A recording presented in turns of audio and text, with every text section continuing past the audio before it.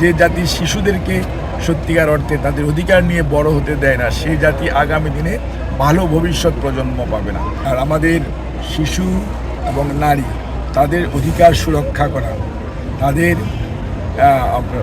সত্যিকার অর্থে তাদের উপর কোনো ধরনের অন্যায় বা কোনো জুলুম যাতে কোনো পর্যায় থেকে না হয়, সেটার ব্যাপারে আমাদের প্রতিরোধমূলক কোনো কর্মসূচি তো আছেই। সেই সাথে মানুষকে উদ্বুদ্ধ করা যে শিশুদের কী অধিকার, নারীদের কী অধিকার এবং তাদেরকে সম্মান করা।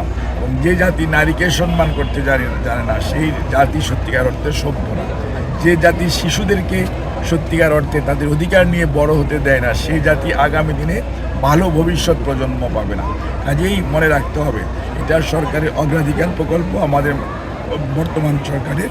এবং এই ব্যাপারে আপনারা আইন, যদিও বিভিন্ন ধরনের আইন আছে, আইনের প্রয়োগ এবং সেই সাথে আপনাদের সহ জনগণকে, সকল পর্যায়ের জনগণকে সম্পৃক্ত করে নারী এবং শিশু অধিকারের ব্যাপারে আমরা দেশব্যাপী জনমত তৈরি করা, যে তাদের প্রতি যাতে কোনো ধরনের ইনজাস্টিস বা অন্যায় বা কোনো জুলুম কোনো পর্যায় থেকে, সেটা পারিবারিক হোক, সেটা কোনো কর্মক্ষেত্র হোক, সেটা স্কুল কলেজ হোক, যাতে কেউ না করে এবং সামাজিকভাবেও যাতে কেউ না করতে পারে, সে ব্যাপারে আমাদের সবাই আমাদেরকে সচেতন হতে হবে এবং সোচ্চার হতে হবে। এবং সবাইকে নিয়ে আমরা একটা জনসচেতনতামূলক কর্মসূচি গ্রহণ করে, একটা আন্দোলন তৈরি করে, মাদকের বিরুদ্ধে যেমন আমাদের আন্দোলন দরকার, যে শুধু আইন দিয়ে হবে না, এটার জন্য সারা দেশের মানুষকে ঐক্যবদ্ধভাবে, এলাকার সকল মানুষকে ঐক্যবদ্ধভাবে এটার বিরুদ্ধে দাঁড়াতে হবে।